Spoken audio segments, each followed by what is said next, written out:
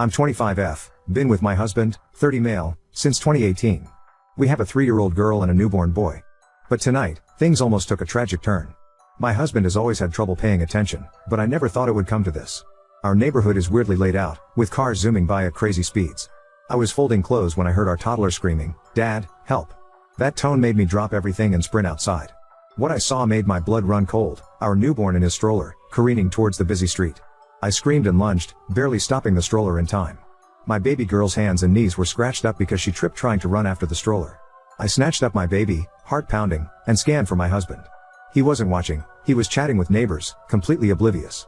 The anger I felt was unlike anything I've ever experienced. I stormed up to him, shouting in disbelief.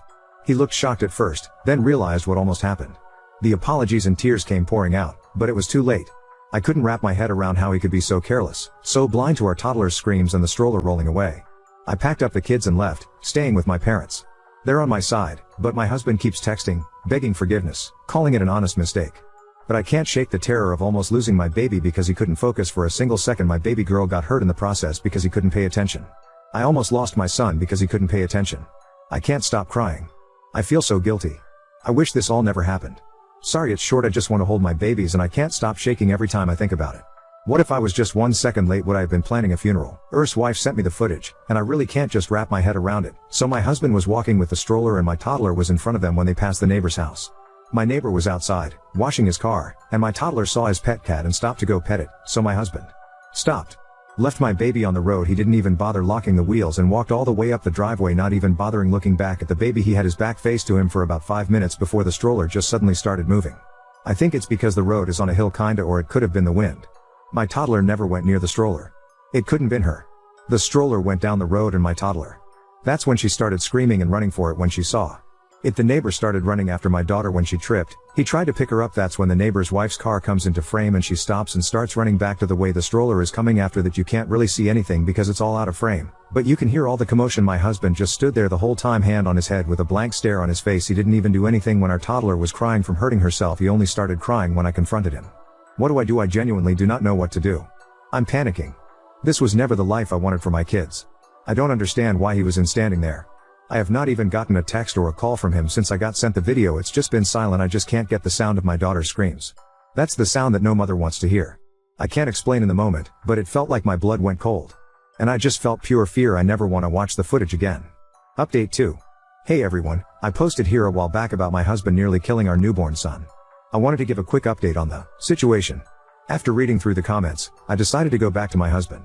Many of you pointed out that if I left him, we'd end up with 50-50 custody of our kids, which I couldn't bear. So, I made the difficult choice to stay, even though my love for him is faded. My plan now is to tough it out until our kids turn 18, and then leave. I'm terrified of getting pregnant again, especially since I'm not allowed to use birth control or get my tubes tied. My parents, who could offer support, are moving away, leaving me feeling trapped. Despite everything, my husband tries hard to make things right. He still treats me with affection and goes out of his way to create special moments for our family. Seeing him bond with our newborn and our daughter fills me with conflicting emotions. I know I can't stand being with him, but I can't bear to separate him from our kids either. He was so happy when we came back home, but I can't stand even looking at him. I feel some guilt because he still calls me by my nickname, looks at me like I'm the only girl in the world, besides our daughter, and he still continues our traditions. Like when the kids are sleeping, he will go get ice cream and our favorite snacks and sets up a fort on our bed to watch movies on our laptop. Even though I'm sacrificing my happiness, my priority is ensuring my children's safety and well-being.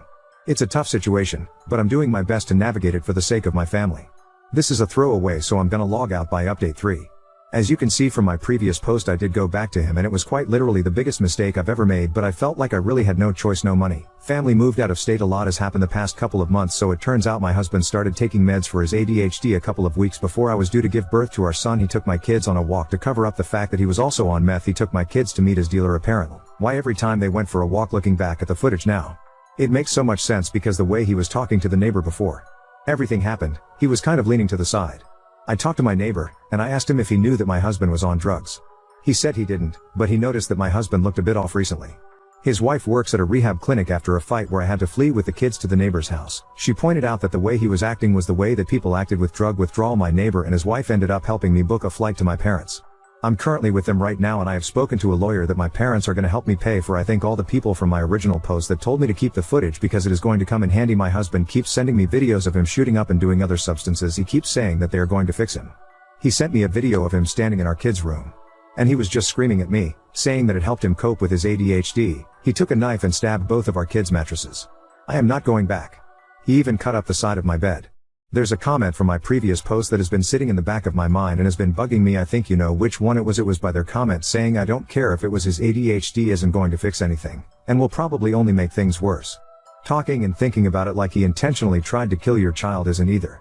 With ADHD you actually do not register things like this at all sometimes. Life expectancy for those of us with ADHD is actually significantly lower because many of us end up, often accidentally, killing ourselves. It is not the same thing as carelessness, but learning about ADHD a little deeper can help you guys be safer. Understanding how my ADHD works and using different than standard precautions, like my brain needs, has actually most likely saved my life. Lie out what you want from him.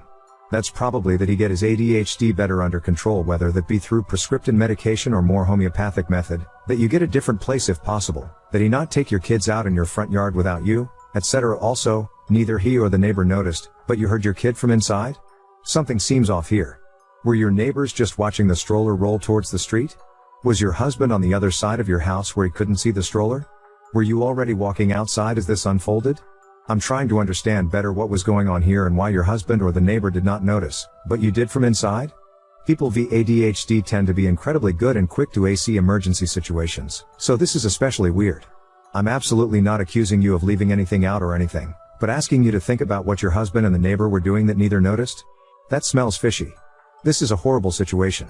I lost a pet due to the inattentiveness of ADHD, but I can't imagine even nearly losing a child. WTF, it baffles me that you can even compare losing an animal to losing a child. You made people with ADHD sound completely unreliable for themselves and that they can't do anything. You made them sound very helpless, and saying that the life expectancy thing was completely uncalled for as well. I bet many people with ADHD reading that completely disagreed with you, judging from all the comments and YouTube videos I've seen on my post. I don't know if you're projecting that you lost a pet from your inattentiveness of ADHD. If you were letting things die in your care, you need to get stronger help. And no, I was not going to lay out what I want from him. He's the one that started mixing his meds and was high off his mind every time they went out for a walk. And no, I'm not ableist. I was in a very vulnerable state when I first posted my original post. All I was doing was looking for help and advice, but all I got was, where was you? What were you doing? Why wasn't you with the kids? Why didn't you get your husband checked out? I was healing from a fucking C-section. Get that through your heads. I genuinely hope that everybody that said something horrible about me in my original post has to get cut open and then 4 days later is forced to run down the street. I gave him another chance like you all said in my original post. You seen what happened. Stop using ADHD as an excuse. I genuinely believe that if he had killed my child, you would have defended him. And no, I did not know he was on drugs.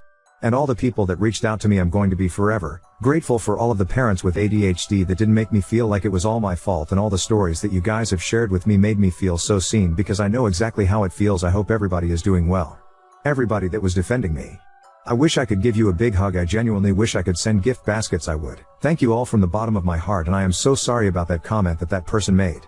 I know you guys are all not like that. You guys are genuinely intelligent. From all the comments that I've read, I could not. Now, second story. My husband accused me of murder, out of the blue. How do I salvage this? My 30F husband, Luke, 33 male, had a sister, Laura, 29F. We were all close and saw each other 2 to 3 times a month, along with their parents. Almost 6 months ago, Laura fell down the stairs at their family home and died. It was a freak accident. There's a window on the half landing and she hit her head on the sill. I was the last person to see her. I was there for less than 10 minutes and she was in her pajamas making coffee. I didn't even stay for a drink, and I struggle with how such a brief and meaningless interaction could have been her last. She deserves so much more. My husband and I have only been married for a year, but we've been together for 4 and have known each other for 20 plus. When Laura's parents found her, they called my husband straight away and we rushed over. We faced the whole thing as a family. In the days after, Luke started quizzing me. Exactly what we talked about, what she was wearing, where we were standing, etc. It progressed to saying I was providing conflicting information. On tiny details he was deliberately misunderstanding, and accusing me of withholding information because I couldn't tell him things like what pajamas she was wearing. This escalated quickly but lasted for less than a week, as I lost my cool and made it clear that I was done answering questions. He didn't bring it up again and I wrote it off as a grief quirk. His behavior was generally that of a normal, grieving person. Last Friday, he outright accused me of murdering her, in front of his parents. Out of the blue. We were all stunned. There was an inquest which recently concluded, and there was never any doubt the verdict would be accidental death. He said it was completely obvious and he couldn't believe that no one else could see it. He claims I went through his phone and found his messages with Laura. I have absolutely no idea what messages he's talking about. I have never looked at his phone, and that I went over to confront her and things got out of hand and I pushed her downstairs. By the end he was shouting about going to the police and getting the inquest overturned, and how I wasn't going to get away with it. Let me be clear, Laura and I had a great relationship. We all did. I have no idea where this has come from, other than these messages I haven't seen, and even then, I don't think there's anything I could ever see on someone's phone that would drive me to murder. It's just ridiculous. He's been with his parents since this happened and will not talk to me at all. I've had contact with his mom, but she's not being very communicative. The last I heard, she didn't know what messages he was referring to either. I am still completely stunned and I have no idea how to proceed. I made a commitment to be there for him always, and I understand that grief can manifest in strange ways, but part of me feels like my love for him died the second he called me a murderer, and I don't know how we could possibly work through this.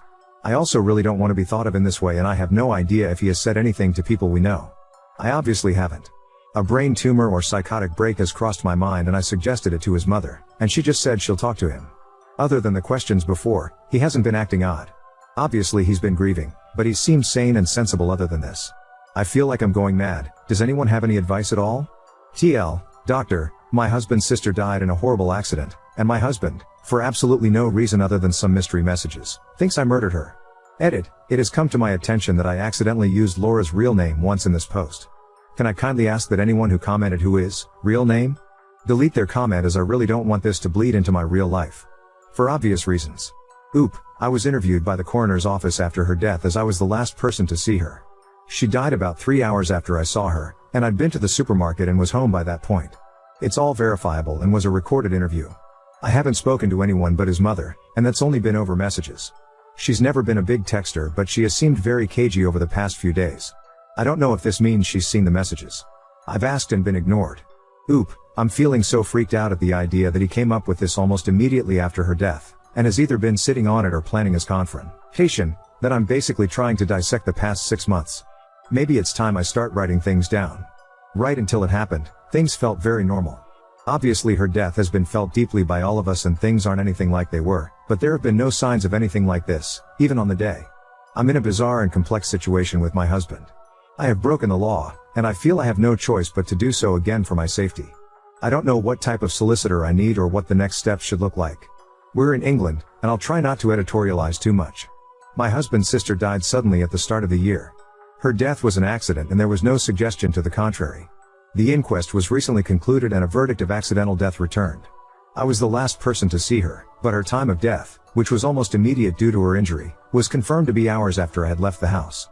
All of this was verified at the time. In the immediate aftermath, my husband behaved strangely and kept trying to trip up my story of the last time we saw each other, which was a brief interaction. Last week, months after this was first and last mentioned, he outright accused me of murder, in front of his parents. He says I saw his messages with his sister and confronted her, and that he's going to have the coroner decision overturned and have the police investigate.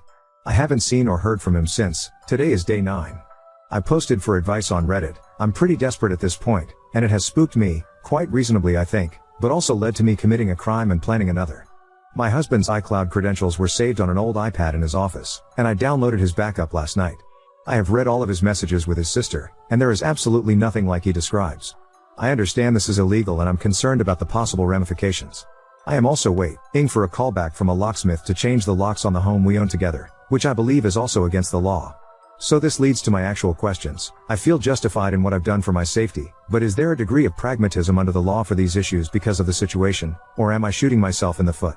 I am resigned to the fact my relationship is over, but his parents don't seem to be taking this seriously and they're icing me out. I believe this is a serious mental health issue which may put people, namely me, at risk. Can I do anything about this when all I have is the fact I'm being accused of murder? I feel he needs to be detained and this should be investigated as a full-blown psychotic break. Sorry, this is all a bit mental. In addition, what type of solicitor do I need? My understanding is that a coroner decision can't be appealed, is that correct? Are his accusations going to go anywhere?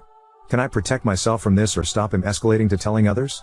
We live in our hometown and everyone knows everyone. This could follow me forever and it's either a lie or a delusion. Any advice would be greatly appreciated. Oop, what else can I do?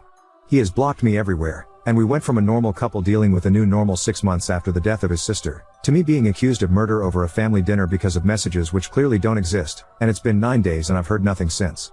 Can I remind you that the inquest was held and concluded? I dropped off some Tupperware, grabbed an umbrella I'd left behind the previous week, went to a big Tesco, then went home and called my mom. I was already home by the time she died, and my whereabouts were extremely easy to verify because my husband was home all day. It's obvious that he's going through some serious issues coping with the death of his sister. That is the exact point of all of this. I don't think that's a fair assessment. Being accused of arguably the most serious crime to exist has most definitely occurred. My understanding of the law is that something is illegal whether you are reported to the police or not. Those messages are evidence as far as I'm concerned, that his accusations are false. They were apparently the trigger to me literally murdering someone I was extremely close to. I have illegally accessed them, and I don't think it's unreasonable to inquire as to the potential impact of that. I am fully aware that I need a solicitor, but as you're probably aware, today is Sunday. I don't know if I need to seek someone out based on a divorce, which honestly, if this is a mental health issue, is not going to be something I go for, or a criminal solicitor, or someone who deals with the Mental Health Act, as my absolute priority preference is getting him assessed. My only exposure to the legal system in my entire life was through the inquest, and that is obviously completely different to any of this. I'm not educated in this area. Update 1. Firstly, thank you to those who helped me get to my husband's iCloud backups through an old iPad. I wasn't expecting much from Reddit, but I got valuable practical advice before my post was locked, and I appreciate it. There were no crazy, or even suspicious messages. I've searched for over 100 terms and scrolled back over years. I saw a side of them both I wasn't expecting, but nothing that explains the claim I murdered Laura over their chats. Nothing to suggest he was cheating. Absolutely nothing to suggest incest. I repeat, no incest. No weird gaps where deleted conversations or a switch to another app would fit. Just siblings making plans, sending memes, and gossiping. They said unexpectedly horrible stuff about a few people, but not me. It was a sort of relief, but it raised more questions than it answered. I sought legal advice, also from Reddit, after posting here. Turns out my options are, divorce him or sit down. I contacted my community mental health team, who said they'd reach out, but made it clear it wasn't urgent. I then called his mom and said that if I didn't hear from him by this weekend, I would get a solicitor and ask for a mental health assessment as part of the divorce. In response, he made a ridiculous post to Facebook, which neither of us have used in years, and everything blew up. I'm going to try to keep this succinct. On Friday night, he made a long accusation on Facebook, with new information. He said he'd been planning to leave me for months with his sister's support, and I found the messages, and murdered her. The coroner has reopened the case and the police are preparing to arrest me, and he needs to make sure people know before the trial stops him talking about it. It was well written and seemed vaguely plausible. He messaged people links so it got some attention. We live in our hometown, and have a large circle of friends because we've been here all our lives. People I haven't spoken to since school were reaching out to me asking WTF was going on. It was madness. In response, I posted the export of his entire conversation history with Laura, also to Facebook, when I finally got back in. I linked to the chat along with a post explaining my side, and noting that I had changed my ex's iCloud and Apple passwords, and that if he wanted them back, he should comment on my post and update his own, admitting that he was lying. He eventually did.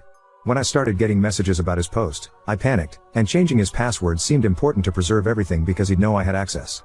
When I spoke to him the next morning, it's clear he's not having a mental episode at all, but is claiming one because he's been caught in a big lie.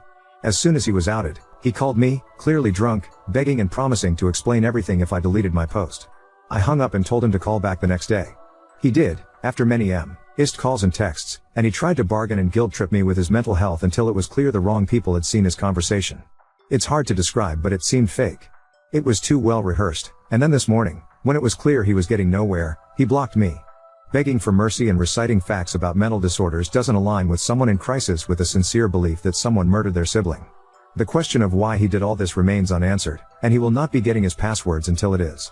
The legal advice subreddit said this stuff is technically illegal, but it's beneath a court to take action, so I'm going to count on that because I felt like I had no other choice at the time, and now I don't see any other way to get answers from him. I am desperate and it's all I've got. So there we are.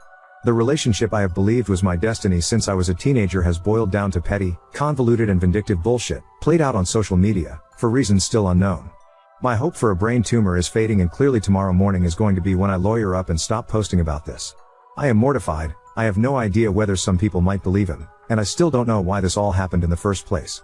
Sorry I don't have a happier update, and thanks once again to everyone who offered advice. Oop, he didn't react at all. He'd called me tens of times at that point and we did 5 conversations on the phone about it. He was laser focused on me deleting the chat log from the get-go, but when I made it clear that posting that comment and editing his original Facebook post was the only way to progress the conversation at all, he finally did it.